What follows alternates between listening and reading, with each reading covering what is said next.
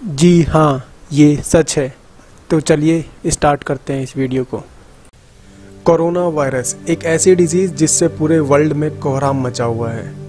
लाखों लोगों की मौत हो चुकी है, वर्ल्ड इकोनॉमी क्रैश कर चुकी है। लेकिन हम इंडियंस और हमारी गवर्नमेंट इसको लेकर अभी भी सीरियस नहीं है। इंडिया में लॉकडाउन नहीं अनलॉकडाउन चल रहा है। लॉकडाउन की गाइडलाइंस को कोई भी फॉलो नहीं कर रहा है। आज मैं बताऊंगा आपको कुछ ऐसे स्टैट्स जिसे देखकर आप हैरान रह जाएंगे। एक ऐसा एनालिसिस जिसकी तरफ किसी का ध्यान नहीं किया। ये स्टैट्स देखने के बाद आप अपने डर को छुपा नहीं पाएंगे। हम बात कर रहे हैं लॉकडाउन 4 की, 17 मई से 2 जून। इन 17 दिनों में यूएस में कोरोना के जो नए केस आए वो थे 3,43,393 और इंडिया में 1,07,799। देखने में ये स्टैट्स अच्छे लगते हैं कि इंडिया में यूएस के कंपैरिजन में 3 लाख केसेस कम थे, लेकिन सच्चाई कुछ और है।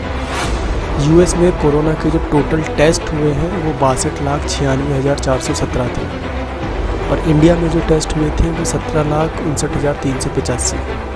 तो बहुत बड़ा डिफरेंस है। ऑलमोस्ट 45 लाख टेस्ट कम हुए हैं इंडिया में यूएस के कंपैरिजन में। तो अगर इंडिया में 62 लाख टेस्ट हुए होते तो टोटल केस 3,80,000 को पार कर चुके होते, यानी 42,000 केस यहाँ पे अमेरिका के कंपैरिजन में ज़्यादा होते। और ये हम बात कर रहे हैं सिर्फ 17 मई और 2 जून के बीच में। इसको थोड़ा और डिटेल में मैं आपको समझाता हूँ और अब जो आप स्टैट्स देखेंगे वो और भी ज़्यादा शॉकिंग है। लेकिन उससे पहले मैं आपको बता दूं कि जो भी स्टैट्स मैं आपको बताने जा रहा हूं ये वर्ल्ड हेल्थ ऑर्गेनाइजेशन के स्टैट्स हैं। किसी भी इंफॉर्मेशन या डेटा को लोकल सोर्सेज से नहीं लिया गया है। इन स्टैट्स को थोड़ा इजी वे में हम समझते हैं। सबसे पहले देखते हैं जब इंडिया में लॉकडाउन 1 चला था, यानी 25 मार्च से 14 अप्रैल, तब इंडिया और बाकी कंट्रीज़ में क्या स्टैट्स थे। तो इंडिया में जो टोटल न्यू केसेस आए कोरोना वायरस के वो 9,871, यूएसए में लगभग 5,36,000, रशिया में 17,000 और इटली में 95,500 केस आए। इंडिया में कोरोना वायरस केसेस तो बहुत कम आए, लेकिन आप टेस्टिंग देखेंगे तो इंडिया में बाकी कंट्रीज़ के कंपैरिजन में बहुत ही कम टेस्ट हुए।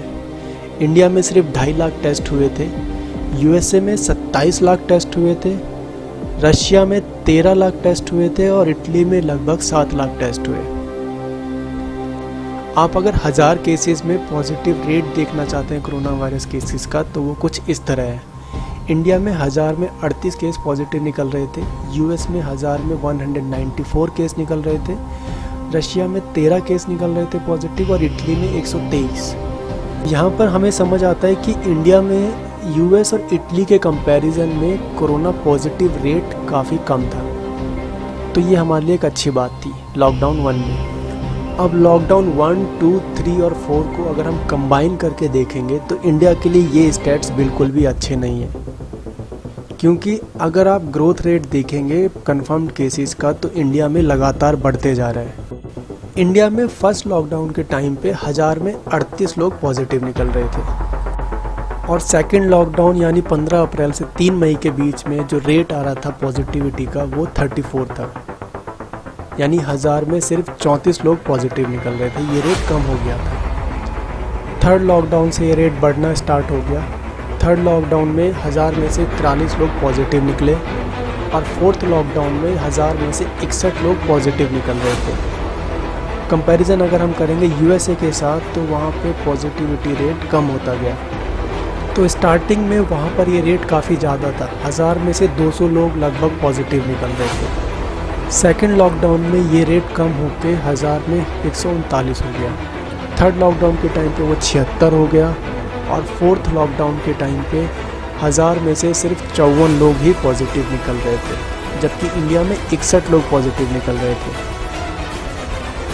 रशिया में स्टार्टिंग में सिर्फ 13 लोग पॉजिटिव निकल रहे थे 1000 में से, फिर वो बढ़कर 39 हो गया, उसके बाद बढ़कर 52 केस हो गया, लेकिन रशिया ने भी इस पे कंट्रोल किया और अब वहाँ पे सिर्फ 32 लोग पॉजिटिव निकल रहे हैं 1000 में से।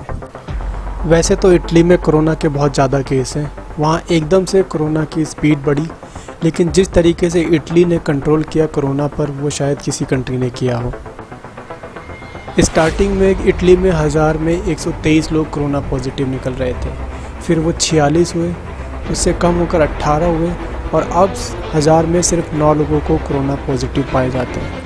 हम किसी भी कंट्री से अगर इंडिया को कंपेयर करें तो कोरोना का बढ़ने का रेट जो है इंडिया में अभी सबसे ज़्यादा है। आपने स्टार्टिंग में देखा कि यूएसए में जितने टेस्ट हुए लॉकडाउन 4 के टाइम पे, वो अगर इंडिया में होता तो इंडिया में कितने केसेस निकलते। अब वही कंपैरिजन एक बार रशिया और इटली के साथ भी हम देख लेते हैं। रशिया में जो टोटल केसेस आए वो 1,51,000 थे और इंडिया में जो टोटल केस आए वो 1,07,000। लेकिन रशिया में जो टेस्ट हुए थे वो 43 लाख थे, जबकि इंडिया में सिर्फ 17 लाख टेस्ट हुए थे। तो इंडिया में अगर 43 लाख टेस्ट होते तो इंडिया में जो केस होते वो 2,63,000 होते, यानी रशिया के कंपैरिजन में 1,12,000 ज़्यादा केस निकलते अगर रशिया के जितने टेस्ट हम लोग करते। यही कंपैरिजन एक बार इटली के साथ कर लेते हैं। इटली में जो टोटल केस कोरोना वायरस के निकले वो सिर्फ 8,037 थे और इंडिया में 1,07,000। इटली में सिचुएशन काफ़ी कंट्रोल हो चुकी है, वहाँ पे टेस्ट 9 लाख हुए और इंडिया में 17 लाख। लेकिन अगर इंडिया में 9 लाख टेस्ट होते तो इंडिया में तब भी 55,000 केस निकलते, जबकि इटली में सिर्फ 8,437 केस निकले। ये कुछ और स्टेट्स हैं जो इंडिया की पोजीशन दिखाते हैं और ये बिल्कुल भी इंडिया के फेवर में नहीं है। बेड की अवेलेबिलिटी आप देखें तो 1 लाख लोगों में इंडिया में 1 बेड भी नहीं है। यूएसए में 1 लाख लोगों में 3 बेड है, रशिया में 8 और इटली में 3 बेड। पॉपुलेशन की डेंसिटी भी इंडिया में सबसे ज़्यादा है। इंडिया में पर स्क्वायर किलोमीटर में 450 लोग रहते हैं, यूएसए में 35, रशिया में 8 और इटली में 205। इसका मतलब है इंडिया में लोग बहुत पास पास रहते हैं और कोरोना के फैलने के चांसेस उतने ही ज़्यादा हैं। अब कुछ ऐसे नंबर्स जो इंडिया के फेवर में हैं। इंडिया में मीडियन एज सबसे कम है। इंडिया की मीडियन एज 28 है, यूएसए की 38, रशिया की 40 और इटली की मीडियन एज सबसे ज़्यादा है 48। यानी इटली में यंग लोग बहुत कम हैं, ज़्यादातर लोग 48 से 50 साल के हैं। और यही रीज़न है कि दूसरे कंट्री के कंपैरिजन में इंडिया में डेथ रेट सबसे कम है, क्योंकि यहाँ यंग पॉपुलेशन सबसे ज़्यादा है और इम्यून सिस्टम अच्छा है। तो पूरी वीडियो देखने के बाद हमें ये समझ में आता है कि इंडिया में कोरोना वायरस के जो केसेस अभी हैं वो एक्चुअल में सही नहीं है। अगर टेस्टिंग अमेरिका जितने लेवल पे बढ़ा दी जाए तो इंडिया में कोरोना वायरस केसेस के पर डे जो केस आते हैं वो अमेरिका से भी ज़्यादा निकलेंगे।